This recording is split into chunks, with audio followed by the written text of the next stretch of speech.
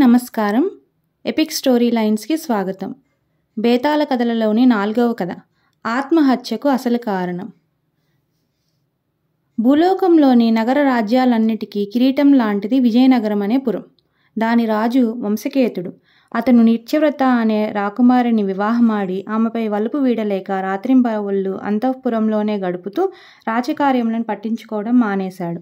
అతని మంత్రి తీర్థదర్శి పాలనా వ్యవహారాలు చూసేవాడు. దాంతో ఈ మంత్రి ఎప్పుడో ఒకనాడు రాజు నుంచి రాజ్యం అపహరించును అని పుకార్లు పుట్టసాగాయి. అవి కాస్త మంత్రికి తెలిసాయి. లోకులు కాకులు వంటి వారు. వారికి నా మనసులోని ఉద్దేశం తెలియదు.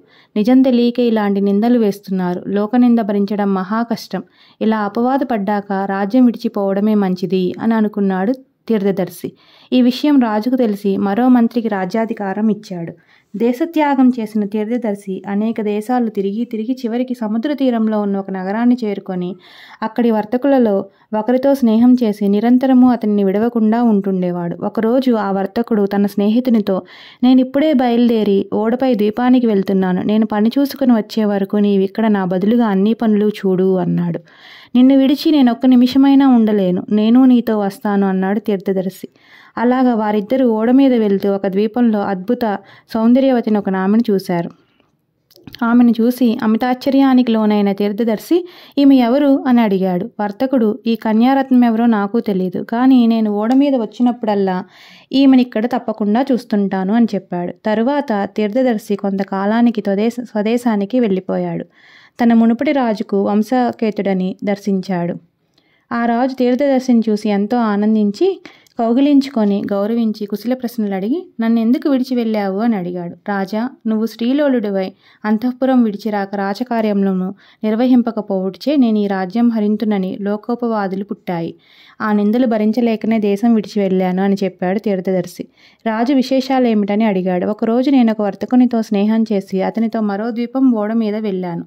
అక్కడ ఒక చోట కాళికాలయం ఉన్నది. దాని ముందున్న చెట్టు నీడలో ఒక కన్యారత్నం ఎప్పుడూ ఉంటుంది.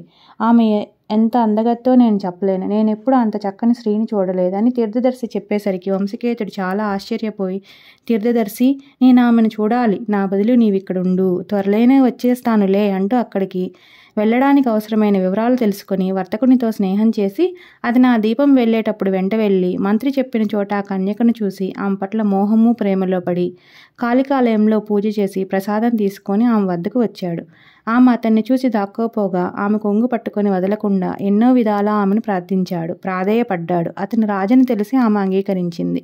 వాళ్ళిద్దరూ సుఖాలలో ఓలలాడారు. ఒకనాడు వ్రతం నిమిత్తం ఆమె నీటిలో మునగగా ఒక రాక్షసుడు ఆమెను మింగివేశాడు. రాజు ఆ రాక్షసుడి పొట్టను తన కత్తితో చీల్చి తన భార్యను బయటకు తెచ్చాడు. కొన్నాళ్ళు గడిచాక ఆమెను వెంటబెట్టుకొని తన రాజ్యానికి చేరుకున్న రాజు మునుపటి కంటే మరింతగా కాంతాలోలుడై అంతఃపురం దాటి బయటకు రావడం మానేశాడు. అది చూసి మంత్రి విషం తాగి బలవంతంగా మరణించాడు. రాజు తిరిగి వచ్చాడనా, లేక తాను చూచిన కాంత తనకి కాకుండా రాజుకు దక్కిందనా అని అడిగాడు బేతాళుడు.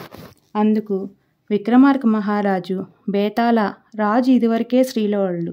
అది తెలిసి కూడా తాను ఆ స్త్రీ గురించి అతనికి చెప్పినందువల్లే రాజు రాజకార్యములు మానేశాడు. ఆ అపవాదు తన మీదే పడుతుందని భయపడి మాత్రమే ఆ మంత్రి ఆత్మహత్య చేసుకున్నాడు తప్ప మరే కారణము కాదు అని జవాబిచ్చాడు విక్రమార్కుడు. ఈ విధంగా మళ్ళీ విక్రమార్క మహారాజుకి మౌనభంగమై మళ్ళీ బేతాళుడు యథాస్థానంగా చెట్టు మీదకి చేరుకున్నాడు.